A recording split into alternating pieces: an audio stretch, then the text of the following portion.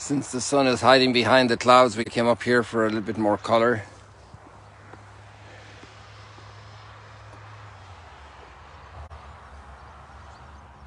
I'd love to be able to give you the wonderful scent of these flowers, but I can't do that with this video. We'd have to have a smellio in order to give you the scent, and we just have a video, not a smellio. But the video also has audio. So we just go up this creek a little bit here. I don't think I've ever taken you up here in a sunrise stroll and chat. Not sure how far we'll go. We won't be missing the sun, I don't think. And here we have all the new spring apparitions. Here another little flowers coming along here, so tender.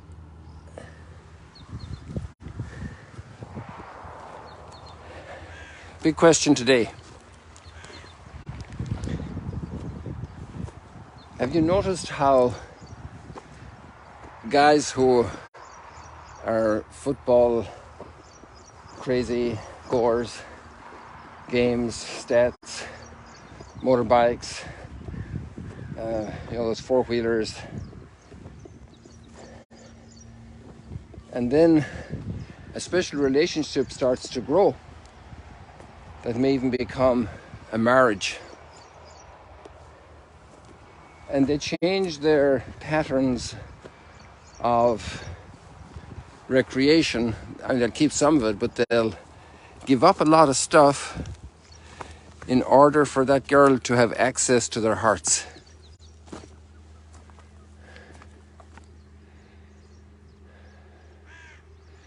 They give up a lot of stuff, but they're not giving up the stuff just to give up stuff. They're giving up stuff to have access to the heart of their girlfriend, of their spouse.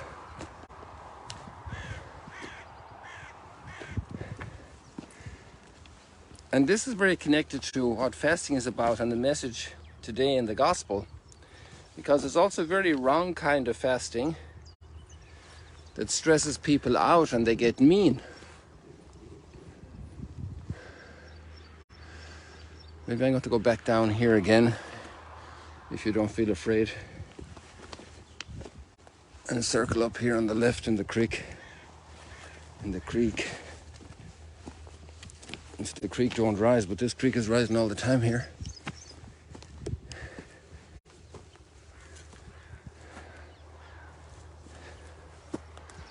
No sign of the sun, so we're not missing that.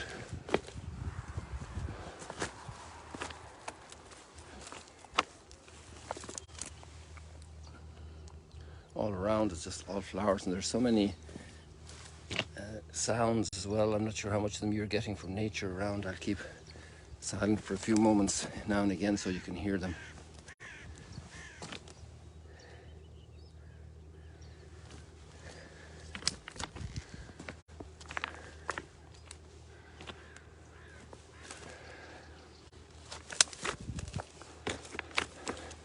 I brought my sticks for coming down. It's easier for me to go up than to come down.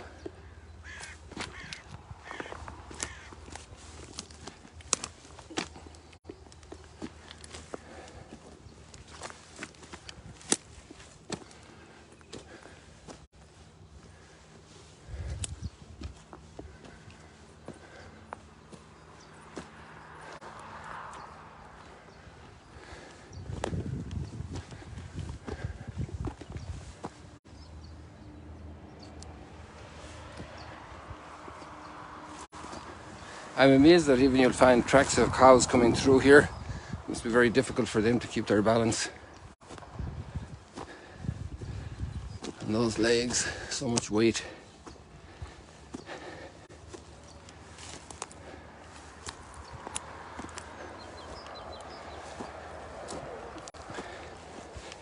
Jesus says when the groom is taken away, they will fast.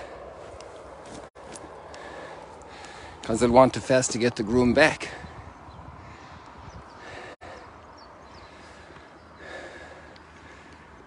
a good friend who follows here, puts out his little podcast in South Africa. He's a radio ham as well. And he says when the groom is gone, through our fault, our sin, our distance, then we fast. Jesus said, don't expect them to fast when the groom is with them, because of that celebration. But also that has many other ways to be understood. I think this is sage, is it? Like wild sage here in the mountain. You could actually use this for cooking. Correct me if I'm wrong. I don't claim infallibility on anything really. Except that God exists and He created us and He loves us. And of that we're sure. Now we're up a little bit higher here. We were never here for a live stream before. No big deal.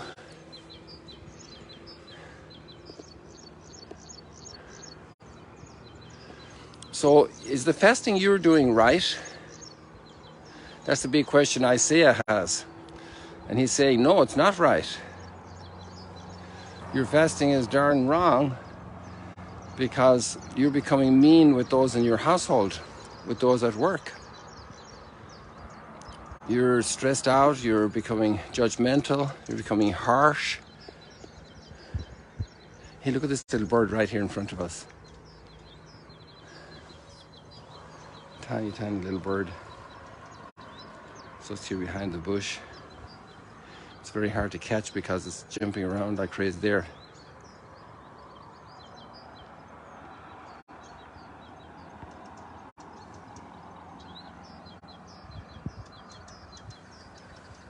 I didn't like to be on camera, so I was just thrown way back up behind me here.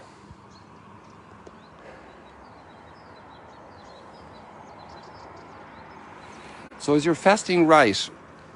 Is your fasting about the love of the groom? And that's the way God addressed His people.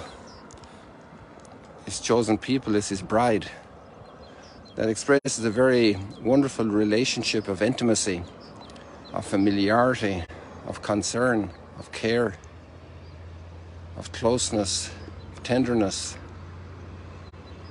And with this image, this metaphor, this extraordinary, marvelous, crowning human experience of spousal love, God is trying to teach us that He loves us so much. And then this flowers in the gospel, in the incarnation. The Word was made flesh and dwelt among us. So this groom-spouse arrangement, relationship becomes very powerful language.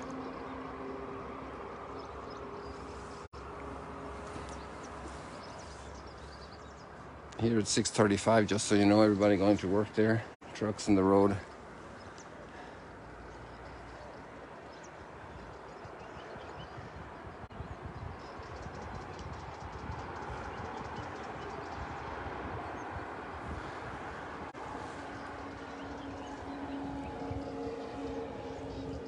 So there's a thought for today, to check out if your fasting is right, if it's leading you to a greater love, a greater closeness to God. It's not about doing an exercise to prove your willpower, to prove your capacity to be tough, to be an Iron Man. It's about growing in love. Just saw the post of Mr. Shy. He was the Iron Man that was here 15 months ago, more or less, when he was doing the Ironman competition in December, 14 months ago, here at the Sea of Galilee. And he just completed a 7-day,